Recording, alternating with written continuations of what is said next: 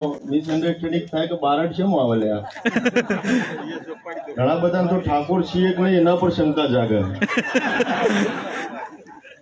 પણ ઉત્તર ગુજરાતમાં જેમ આપણે વિક્રમભાઈ ઝાલા મકવાણા છે અને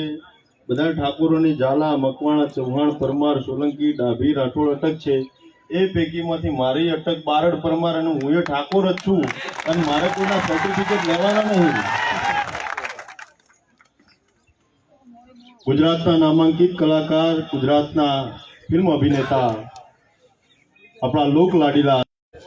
એમના સન્માન અને સ્વાભિમાન સભાની આ હુંકાર સભાની અંદર ઉપસ્થિત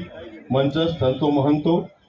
આદરણીય કરણી સેનાના રાષ્ટ્રીય અધ્યક્ષ શ્રી રાજેગવાદ બાપુ ક્ષત્રિય ઠાકોર સમાજના વડીલ શ્રી અગ્રણી નવગણજી ઠાકોર બીજા કલાકાર આપણા ભાઈ રોહિતભાઈ અને બેન કાજલબેન બધાએ માફ કરજો હો બેન બધાએ મારા માથાના મોપ સમાન છો મંચ ઉપર બિરાજમાન બધાએ સામાજિક પૂર્વ ધારાસભ્ય શ્રી કેસરીજી બાપુ સમાજના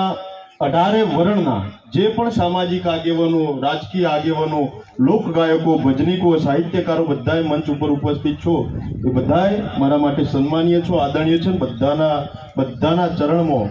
વડીલ હોય એમના ચરણમાં વંદન સાથે અને સમવડિયા હોય એમને અભિનંદન સાથે આજની આ સ્વાભિમાન સભામાં બધાને આવકારું છું।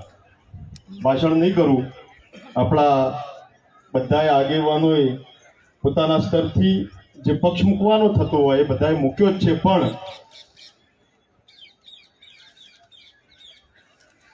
આ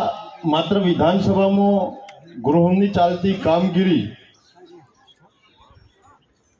એની કામગીરી નિહાળવા માટે રાજ્ય સરકાર દ્વારા એક ડેલિગેશનને આમંત્રિત કરવામાં આવે અને આમંત્રિતમાં ગુજરાતના ખ્યાતનામ સુપ્રસિદ્ધ લોક ગાયકો જેમને ગુજરાતની આ ઇન્ડસ્ટ્રીને પણ અખૂટ આપ્યું છે, જેને સાહિત્ય જગતની અંદર સંગીત ક્ષેત્રે પોતાનું મહત્વનું યોગદાન આપ્યું છે, એવા ગુજરાતના નામાંકિત કલાકારોને આમંત્રિત કરે છે। આ પગલાને હું હૃદયપૂર્વક આવકારું છું અને વધાવું છું। એમાં રાષ્ટ્રપતિના હાથે સન્માનિત થયેલા આદરણીય ભીખુદાન ગઢવી હોય પદ્મશ્રીથી સન્માનિત છે સાહેબ, એમનું આપણે દિલથી હૃદયથી લાગણીથી સન્માન કરીએ છીએ અને હવે ગુજરાતના તમામ જે કલાકાર બંધુઓનું સન્માન થયું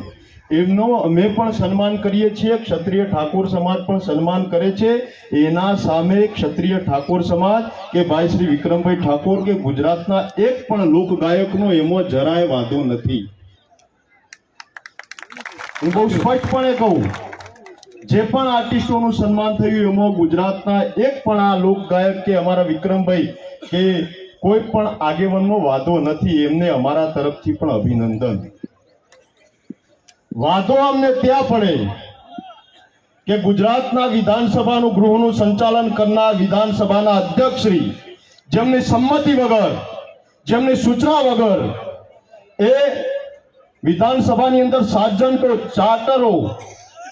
પોલીસ અધિકારી કે કર્મચારી પણ પગ પેસરો ના કરી શકે, મુખ્યમંત્રી કે ગૃહમંત્રી કે કેબિનેટ મિનિસ્ટર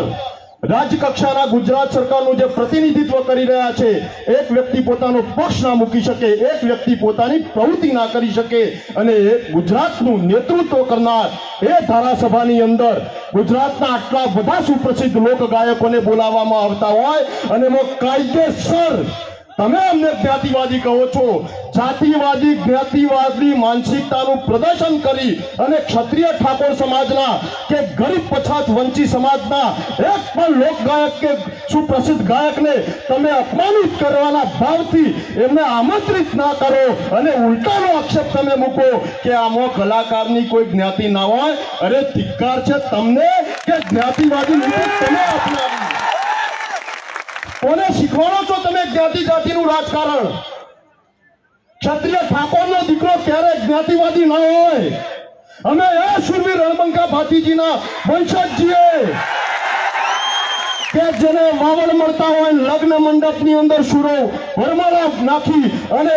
લગ્ન મંડપમાં જ્યારે ચોરીએ ફેરા ફરતો હોય અને જેને વાવડ મળતા હોય કે તારા રાજની અંદર તારા શિવાળાની અંદર કોક વાલ્મીકીની દીકરીના શિયાળ લૂંટવાનો જગન્ય અપરાધ કરી રહ્યો છે, કોક મારી કુવાસીનો પાલો વફડાવવાનું પાપ કરી રહ્યો છે, અરે કોઈ ગૌ માતાની કટલેઆમ કરવાનો કોઈ પરધર્મી કોઈ વિધર્મી અપરાધ કરી રહ્યો છે, ત્યારે એક ક્ષણનો વિલંબ કર્યા વગર ગોળા પલાણ નાખી યુદ્ધ ભૂમિની અંદર પ્રયાણ કરતો હોય અને ગૌ માતા માટે, માતૃભૂમિ માટે, રાષ્ટ્ર માટે, અરે દીકરીઓ માટે જેના લીલા માતાના પ્રાણો બચાવ્યા હોય એવા શૂરવીર ભાતીજીના સંતાનો છીએ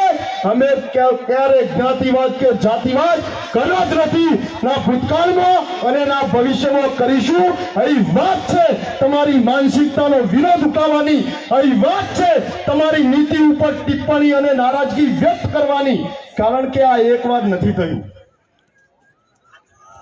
કાંકરિયા કાર્નિવલ થાય તો એમાં તમારા લોબિંગ કરેલા મળતિયા જે તમારે પગચંપી કરી શકે, ખુશામત કરી શકે, જ્યારે મન ફાવે ત્યારે સરકારશ્રી વાહવાહી કરી શકે એવા આર્ટિસ્ટો, એવા લોકોને લોબિંગ કરવાનું તમે ખુલ્લો દોર આપો. વાઇબ્રન્ટ સમિટ થાય, અહીંયા ગાંધીનગરમાં વસંતોત્સવ થાય,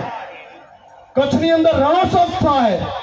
કોઈ પણ સરકારી કાર્યક્રમ થાય અને એમાં ક્ષત્રિય ઠાકોર સમાજનો કે ગરીબ પછાત સમાજનો એક સુપ્રસિદ્ધ ગાયક ત્યાં નજરે ના પડે. નક્કી તમે કરી લો કે ગુજરાતમાં જ્ઞાતિવાદનું રાજકારણ કરે છે કોણ? જાતિવાદ જ્ઞાતિવાદ એ તમે કરો છો. એ ચશ્મા ઉતારી અને ફરીથી એકવાર નાના મનથી હૃદયના ભાવથી તમારાથી કાચું કપાયું છે, ભૂલ નહીં પણ અપરાધ કર્યો છે, એના અપરાધ સ્વીકારી અને હૃદયથી હસતા મુખે હકારાત્મક ભાવે ફરીથી એકવાર ઇમેજ તમે આયોજિત